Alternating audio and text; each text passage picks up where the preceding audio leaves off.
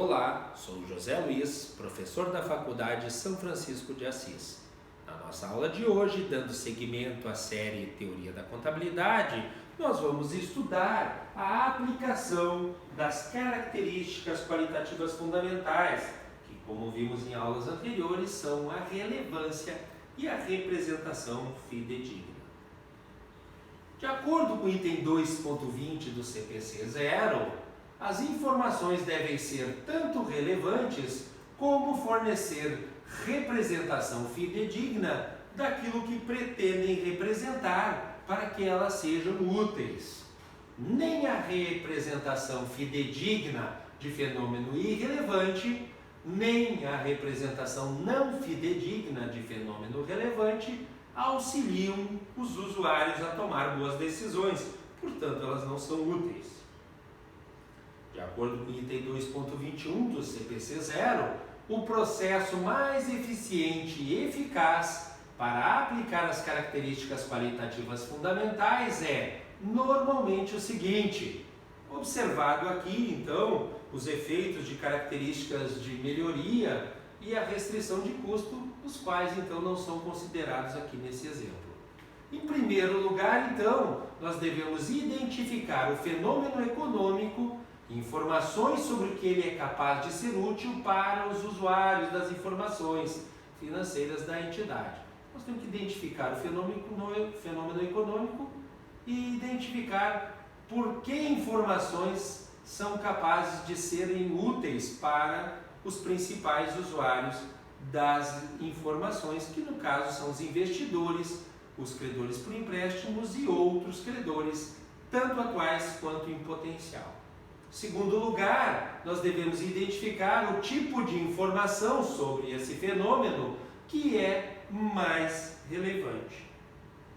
Em terceiro lugar, nós vamos determinar se essas informações estão disponíveis e se podem fornecer, então, uma representação fidedigna do fenômeno econômico. E, em caso afirmativo, esse processo para satisfazer então as necessidades qualitativas fundamentais, ele se encerra nesse ponto. Já em caso negativo, o processo ele deve ser repetido com o próximo item de informações mais relevantes e assim sucessivamente. Em alguns casos, de acordo com o item 2.22 do CPC 0, o ponto de equilíbrio, isso é, o trade-off entre as características qualitativas fundamentais, pode precisar ser encontrado para que se possa atingir, então, o objetivo do relatório financeiro, que é justamente o de fornecer informações úteis sobre esses fenômenos econômicos.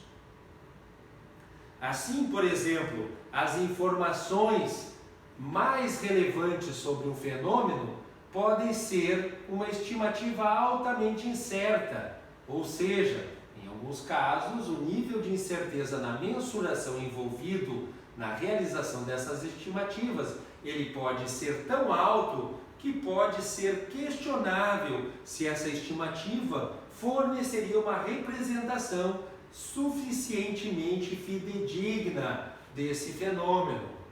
Em alguns desses casos, a informação mais útil pode ser a estimativa altamente incerta, mas desde que acompanhada pela descrição da estimativa e da explicação das incertezas que a afetam.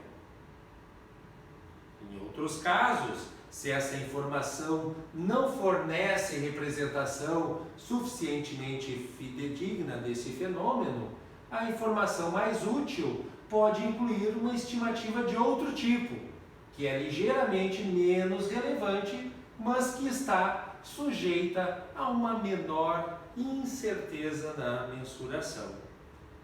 Em circunstâncias limitadas, então isto é, raramente, pode não haver uma estimativa que forneça informações úteis.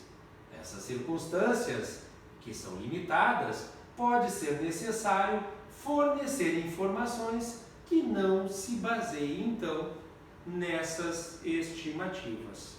Essa foi a nossa aula de hoje. Obrigado a todos e até a nossa próxima aula.